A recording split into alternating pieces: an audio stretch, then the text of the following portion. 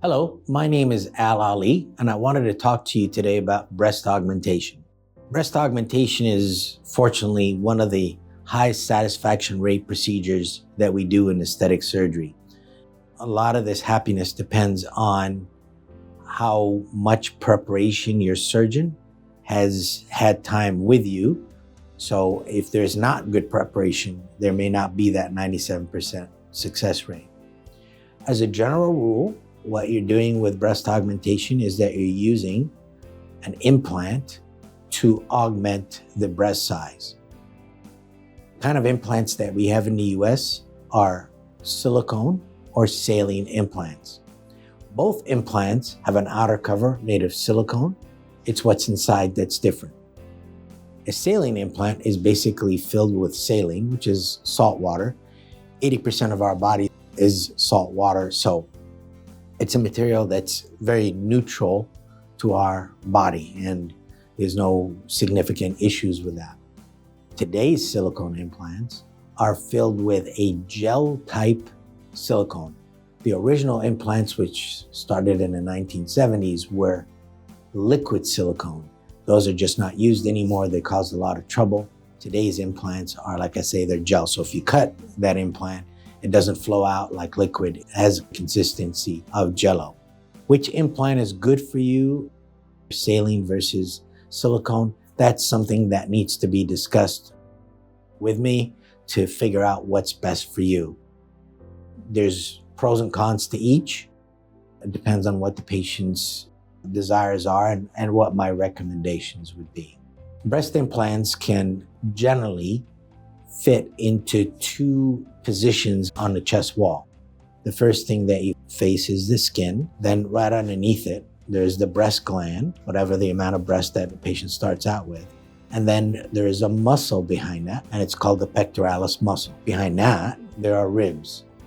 Breast implants generally fit into two pockets, although that's an oversimplification, either behind the gland or behind the muscle, which means that it's between the ribs and the muscle. There's no general rule as to where implants should go. It depends very much on your anatomy, depends on what the surgeon is trying to accomplish based on your desires. So that's a decision that the surgeon makes with you as far as position of implant. In my experience, the most important thing in happiness of the patient with their breast augmentation is sizing, meaning what size is good for you. There's different ways that you can figure that out.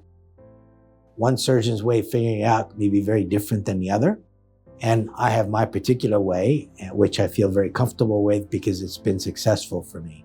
But there are other ways other than mine. I will tell you, as a general rule for me, I don't really like overly large implants.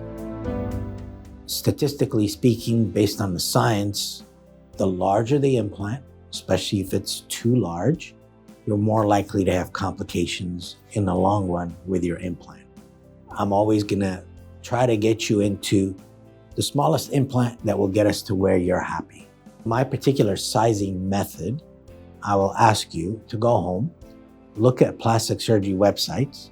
You can choose 3 people that you want to look like, and you get me those pictures, before and afters, without any clothing on. It doesn't help for me to see anything with bras on because bras can alter a breast significantly.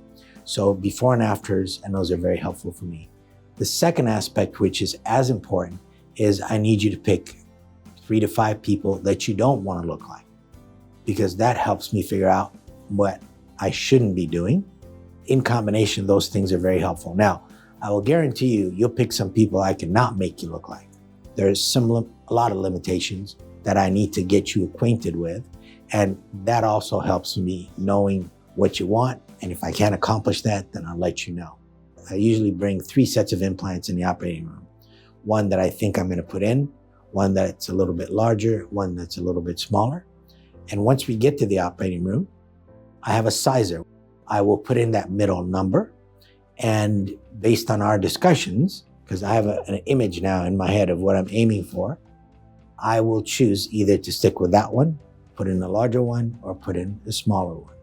That's kind of my way of doing it. And it's an extensive discussion. Usually I have a session, meaning a visit with me, completely dedicated to just sizing because of how important it is. Anything that we do in plastic surgery, whether it's aesthetic, reconstructive, has potential complications. I want to talk about the most common potential complication of breast augmentation, and that's something called capsular contracture. Every implant we put in the body, whether it's a pacemaker, joint replacement, or a breast implant, the body forms a capsule around it. It's just a reaction. It's kind of like a glove that fits right around that implant. In most people, that glove is very soft and you can't feel it hardly ever. However, there's some people that capsule gets a little thick so you can feel it. And often the doctor can feel it. You may not be able to feel it. In a very small percentage of people, it gets hard, and sometimes it can be rock hard. And that's what's called capsular contracture. That situation can occur. And interestingly enough, it can occur, let's say you have your implants for 30 years. It can occur within the first 3 to 4 months or 20 or 30 years later. One of the theories, it could be that there's some very small amounts of bacteria that get in when you're putting in the implants. And that's why we handle implants very differently in the operating room than anything else. We have minimal contamination. We try not to actually touch the implants, place them in the pocket without even touching them, and we change our gloves, irrigate the pockets with antibiotic solution, and do everything we can to reduce that risk. However, if you get a capsular contracture 20 to 30 years later, it cannot be a bacteria that's been dormant for 20 to 30 years. So there's probably other reasons that we don't exactly understand. The FDA does require that you have regular follow-up when you have breast implants in place. Right after surgery, I'll see you within about a week, then I'll see you in about a month, and then maybe at 3 months and 6 months and a year. So that's the immediate post-op. However, I will see you yearly for at least a couple of years. I think that's a good overview of breast augmentation. Of course, there's a lot more detail as it gets down to actually doing the surgery and learning as much as you can, but hopefully this is helpful for you.